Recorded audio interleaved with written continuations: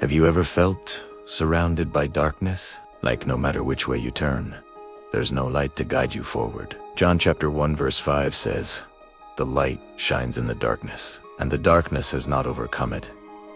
Let me tell you the story of a young man named Daniel. Daniel was the kind of person who once had big dreams. He had plans, ambitions, and a fire in his heart for the future. But life doesn't always go the way we plan. One day, he was called into his boss's office and told that the company was cutting costs. His position was gone. Who's like that? Years of work, effort, and hope disappeared.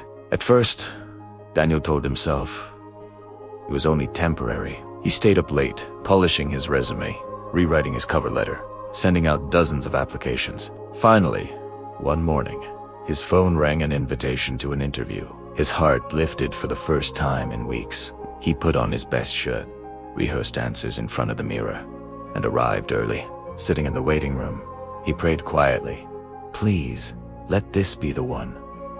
The interview started well enough. The manager asked him questions.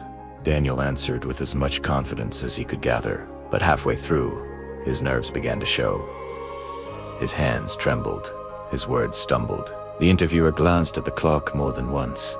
By the end, Daniel forced a smile and shook hands, but deep down, he knew it hadn't gone well. Days later, the rejection email confirmed what his heart already felt. That single no hit him harder than all the silence before.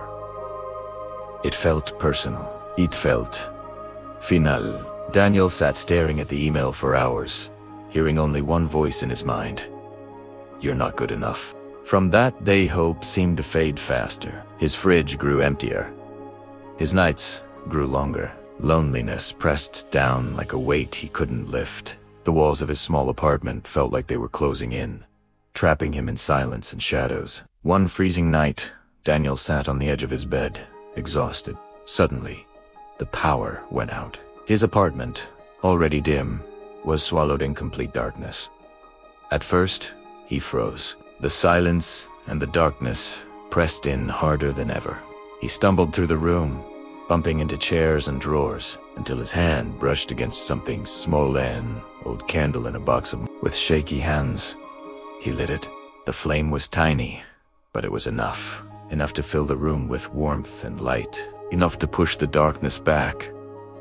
Daniel sat staring at it, mesmerized. One candle was stronger than all the shadows in the room.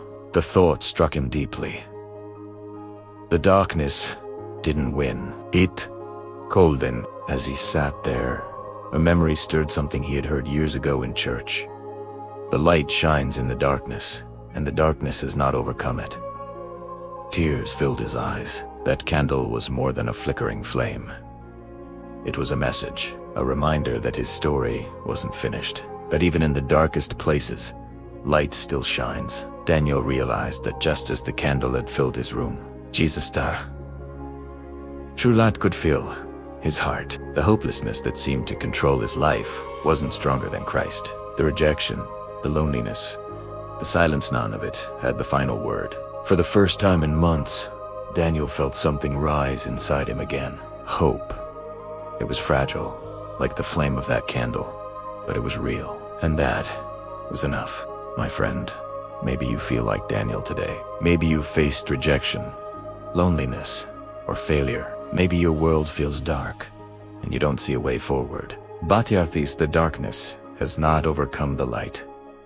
In Jesus, there is life. In Jesus, there is hope. And even the smallest spark of his presence is enough to change everything. If this story encouraged you, share it with someone who might need hope today. And if you'd like more stories of faith and inspiration, subscribe and join me here. Because no matter how dark life feels, the light still shines, and the darkness has not overcome it.